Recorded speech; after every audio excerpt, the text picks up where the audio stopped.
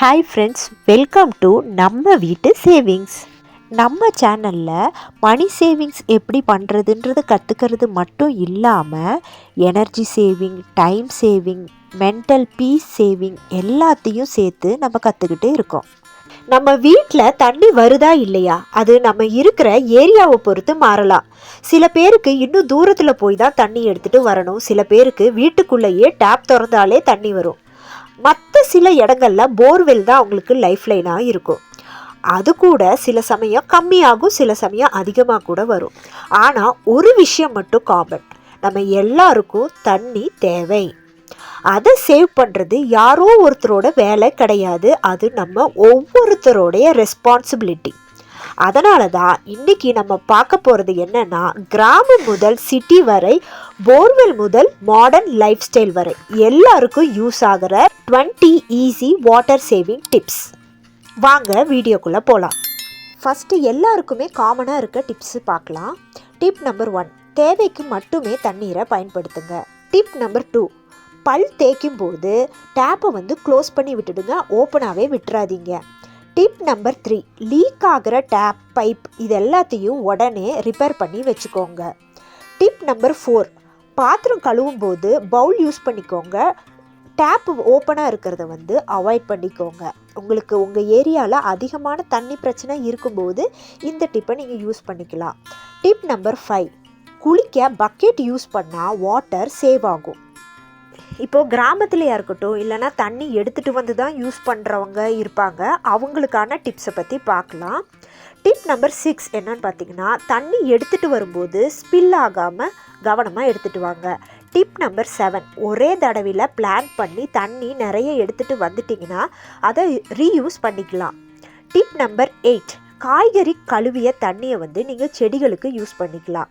Tip number 9, ட்ரம்மில் நீங்கள் தண்ணி சேமித்து வைக்கிறீங்க அப்படின்னா அது மூடி போட்டு பத்திரமா வச்சுக்கோங்க. டிப் நம்பர் 9, மழை நீர் சேகரிப்பு, ரெயின் வாட்டர் ஹார்வெஸ்டிங்கை நீங்கள் கண்டிப்பாக யூஸ் பண்ணிக்கோங்க, அது உங்களுக்கு பெனிஃபிட்டாக இருக்கும். இப்போது நம்ம சிட்டியில் இல்லைனா போர்வெல் யூஸ் பண்ணுறவங்க, வீட்டிலேயே வாட்டர் கனெக்ஷன் வச்சுருக்கிறவங்களுக்கான டிப்ஸை பற்றி பார்க்க போகிறோம். டிப் நம்பர் 11, மோட்டர் ஓடுற நேரத்தை கண்ட்ரோல் பண்ணுங்கள், ஓவர் பம்பிங்கை அவாய்ட் பண்ணுங்கள். டிப் நம்பர் 12, டேங்க் ஓவர்ஃப்ளோ ஆகாத மாதிரி ஃப்ளோட் வால்வ் யூஸ் பண்ணிக்கோங்க. டிப் நம்பர் 13, ஆர்ஓ வாட்டர் நீங்கள் வச்சுருக்கீங்க அப்படின்னா அதிலிருந்து ரிஜெக்ட் ஆகிற வாட்டரை நீங்கள் ரீயூஸ் பண்ணிக்கோங்க. ஃப்ளோர் கிளீனிங்க்கோ இல்லை டாய்லெட்டுக்கோ யூஸ் பண்ணிக்கலாம், இல்லை செடிக்கு கூட நீங்கள் யூஸ் பண்ணிக்கலாம்.